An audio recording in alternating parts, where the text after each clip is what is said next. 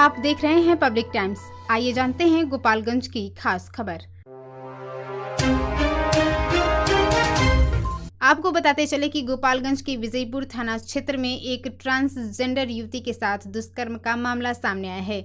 पीड़िता के आरोप पर पुलिस ने त्वरित कार्रवाई करते हुए नामजद आरोपी को गिरफ्तार कर लिया है। मामले की जांच जारी है। पुलिस के अनुसार पीड़िता ने शिकायतों में बताया है कि वह देर रात अपने बथान में सो रही थी। इसी दौरान एक युवक वहां पहुंचा और उसके साथ जबरदस्ती की। घटना की जानकारी मिलने के बाद पुलिस मौके पर पहुंची और आरोपी विनोद राम को हिरासत में ले लिया। पीड़िता को मेडिकल जांच के लिए सदर अस्पताल भेजा गया है। पुलिस का कहना है कि मेडिकल रिपोर्ट और अन्य साक्ष्यों के आधार पर आगे की कानूनी कार्रवाई की जाएगी।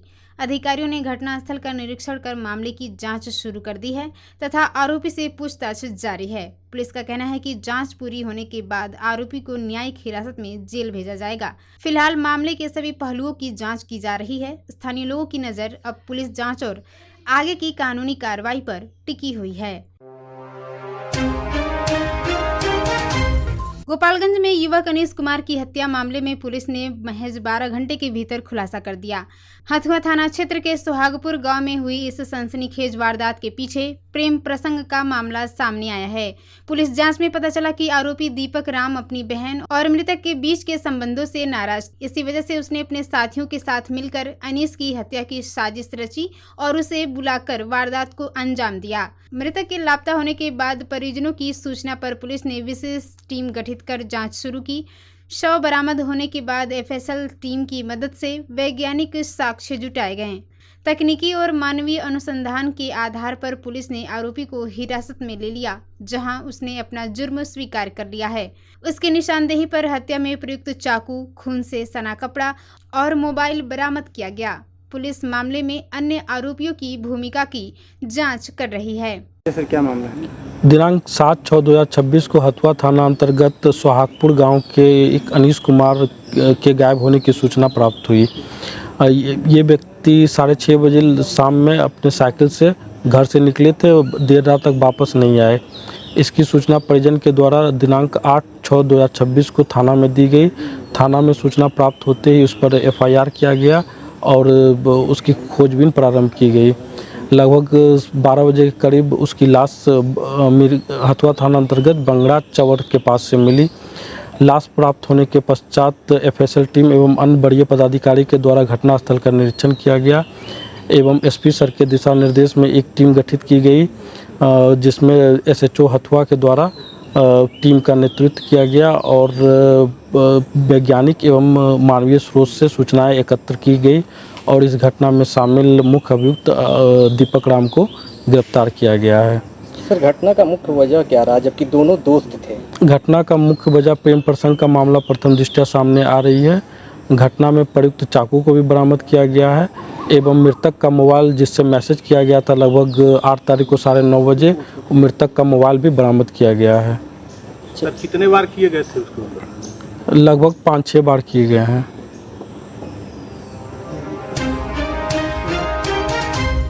गोपालगंज में मणिपुर से कमाकर घर लौट रहे एक मजदूर का शव संदिग्ध परिस्थितियों में मिलने से इलाके में सनसनी फैल गई। घटना मीरगंज थाना क्षेत्र के जिगना ढाला के पास की है, जहां सड़क और रेलवे लाइन के बीच एक व्यक्ति का शव मिलने की सूचना पर पुलिस मौके पर पहुंची और शव को पोस्टमार्टम के लिए भेज दिया। मृतक की पहचान भोरे थाना क्षेत्र के भगवानपुर गांव निवासी प्रेम सागर राजभर के रूप में हुई है। परिजनों के अनुसार प्रेम सागर मणिपुर में मछली बेचने का काम करता था और कमाई कर घर लौट रहा था। बताया जा रहा है कि वह शाम को जिगना इलाके में बस से उतरा था, लेकिन रात तक घर नहीं पहुंचा।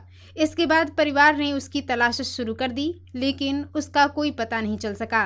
अगली सुबह सड़क किनारे शव मिलने की सूचना मिलते ही परिवार में कोहरा मच गया। परिजनों ने हत्या की आशंका जताते हुए मामले की निष्पक्ष जांच की मांग की है। वहीं पुलिस का कहना है कि पोस्टमार्टम रिपोर्ट आने के बाद मौत के कारणों का स्पष्ट पता चल सकेगा।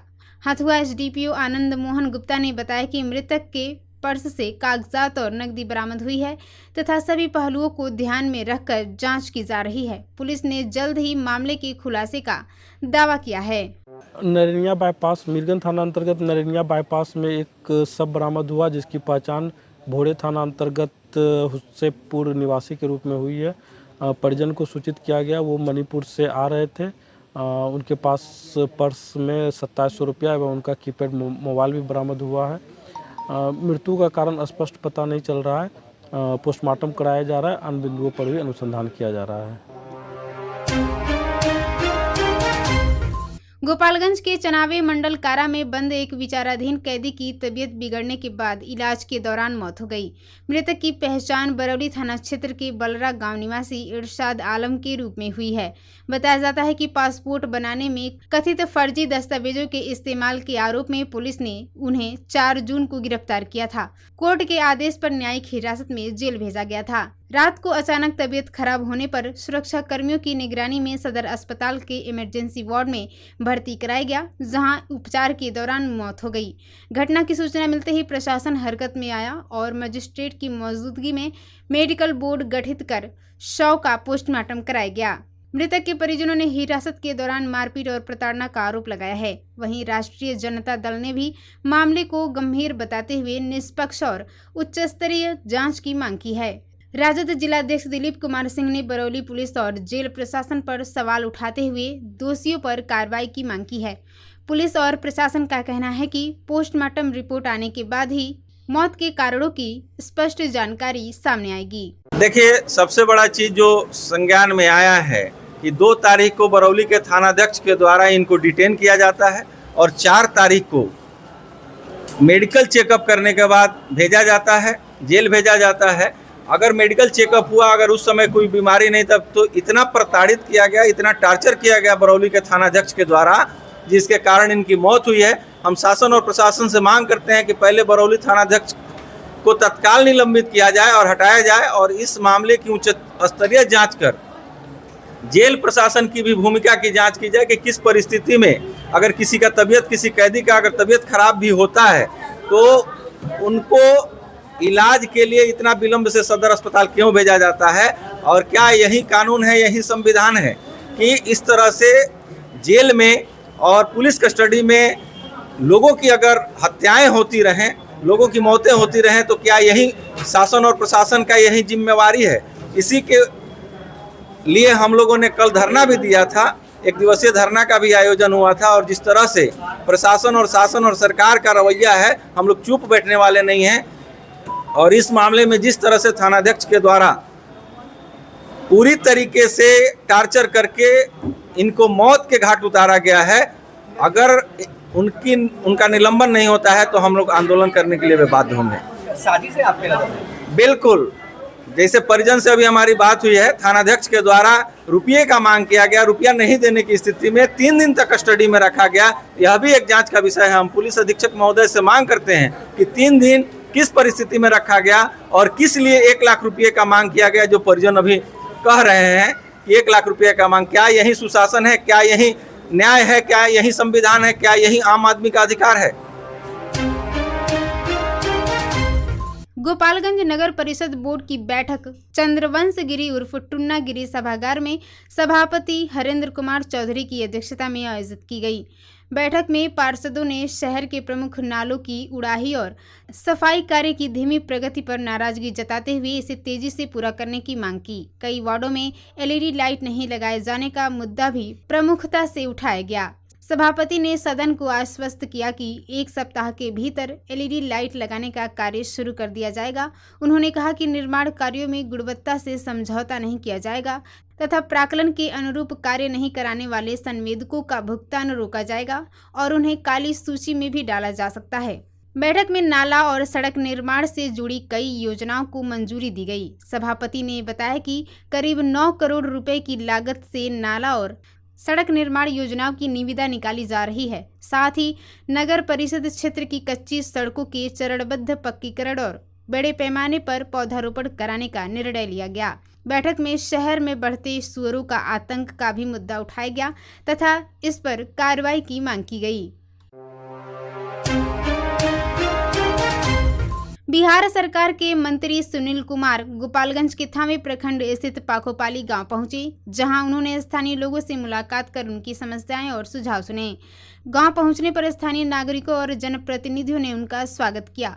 दौरे के दौरान मंत्री ने ईपीएल में अपनी तेज गेंदबाजी से पहचान बना चुके युवा क्रिकेटर साकिब हुसैन से भी मुलाकात की। मंत्री ने उनके उज्जवल भविष्य की कामना करते हुए निरंतर मेहनत और अनुशासन के साथ आगे बढ़ने की सलाह दी। मंत्री सुनील कुमार ने कहा कि ग्रामीण क्षेत्रों में प्रतिभाओं की कोई कमी नहीं है, जरूरत केवल उन्हें उचित अवसर और प्रोत्साहन देने की है। उन्होंने युवाओं से खेल और शिक्षा के क्षेत्र में आगे बढ़कर समाज और राज्य का नाम रोशन करने का आह्वान किया। इस अवसर पर समाज सेवी लायक हुसैन, भाजपा जिलाध्यक्ष संदीप कुमार गिरी सहित कई गणमान्य लोग मौजूद रहे। गोपालगंज नगर थाना क्षेत्र के एक गांव में शाम को शौच के लिए घर से निकली एक युवती के कथित अपहरण का मामला सामने आया है। घटना को लेकर युवती के परिजनों ने नगर थाने में नामजद प्राथमिकी दर्ज कराई है। पुलिस मामले की जांच करते हुए युवती की तलाश में जुट गई है। परिजनों के अनुसार युवती शाम के समय खेत की ओर गई थी। इसी दौरान बाइक सवार कुछ युवक पहुंचे और उसे जबरन अपने साथ ले गए।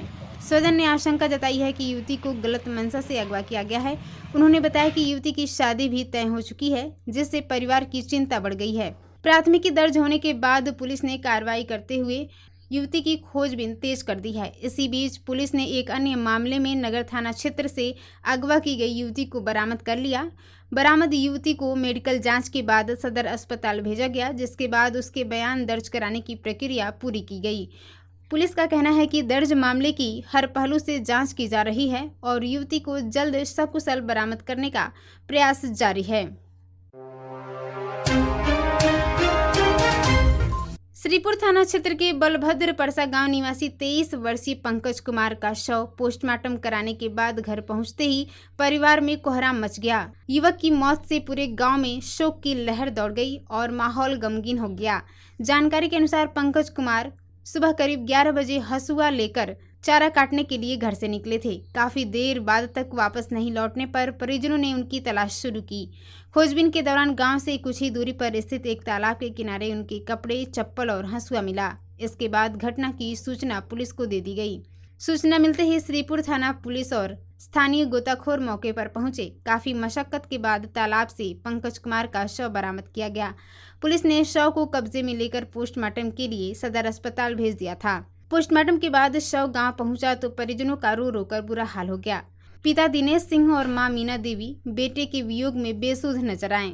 ग्रामीणों ने शोक संतप्त परिवार को सांत्वना देते हुए ढांढस बंधाया।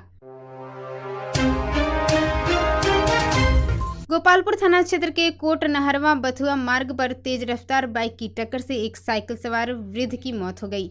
हादसे के बाद भागने की कोशिश कर रहे बाइक सवार 2 युवकों को ग्रामीणों ने पकड़कर पुलिस के हवाले कर दिया। मृतक की पहचान बंजरिया गांव निवासी 75 वर्षीय महेंद्र राम के रूप में हुई है। बताया जाता है कि वह किसी निजी कार्य से साइकिल पर सवार होकर तारा नहरवा कुटी बाजार जा रहे थे। इसी दौरान विपरीत दिशा से तेज रफ्तार में आ रही बाइक ने उनकी साइकिल में जोरदार टक्कर मार दी। हादसे में वह गंभीर रूप से घायल होकर सड़क पर गिर पड़े। घटना की सूचना पर आसपास के लोग मौके पर पहुंचे, लेकिन अस्पताल ले जाने की तैयारी के दौरान ही उनकी मौत हो गई। प्रत्यक्षदर्शियों के अनुसार घटना के तुरंत बाद ही बाइक सवार युवक मौके से भागने लगे, जिन्हें ग्रामीणों ने पीछा कर पकड़ लिया। सूचना मिलने पर गोपालपुर थाना पुलिस मौके पर पहुंची और शव को पोस्टमार्टम के लिए सदर अस्पताल भेज दिया। पुलिस ने दुर्घटनाग्रस्त बाइक को जब्त कर लिया है। थानाध्यक्ष आशुतोष कुमार ने बताया कि पकड़े गए 2 युवकों को आगे की कार्रवाई के लिए यातायात थाना को सौंप दिया गया है तथा मामले की जांच जारी है। कुचायकोट प्रखंड के बलिवन सागर लक्ष्मीपुर गांव में बिजली विभाग द्वारा चलाए गए बकाया वसूली अभियान से हड़कंप मच गया। सेक्शन जेई अविनाश कुमार के नेतृत्व में छापेमारी के दौरान 21 बड़े बकायेदार उपभोक्ताओं के बिजली कनेक्शन काट दिए गए। अभियान के दौरान विभागीय टीम ने बकाया बिजली बिल जमा नहीं करने वाले उपभोक्ताओं के खिलाफ कार्रवाई की। जेई अविनाश कुमार ने बताया कि 2000 रुपये तक बकाया रखने वाले उपभोक्ताओं को पहले लाल नोटिस जारी किया जा रहा है। इसके बावजूद भुगतान नहीं करने पर कनेक्शन काटने के साथ ही कानूनी कार्रवाई भी की जाएगी। उन्होंने उपभोक्ताओं से अपील करते हुए कहा कि सभी लोग अपना बकाया बिजली बिल जल्द से जल्द जमा करें। साथ ही चेतावनी भी दी गई कि बिजली चोरी करना दंडनीय अपराध है और चोरी से बिजली का उपयोग करते पकड़े जाने पर सख्त कानूनी कार्रवाई की जाएगी। छापेमारी अभियान में विभागीय कर्मियों और मानव बल की टीम ने हिस्सा लिया। कार्रवाई के दौरान फिरोज आलम, रत्नेश सिंह, जनधन मिश्रा, राजू पांडे, कपिल प्रसाद और मंटू राम सहित अन्य कर्मचारी मौजूद रहे। तो ये थी गोपालगंज की खास खबर। आप इसे देख रहे थे पब्लिक टाइम्स पर। नमस्कार।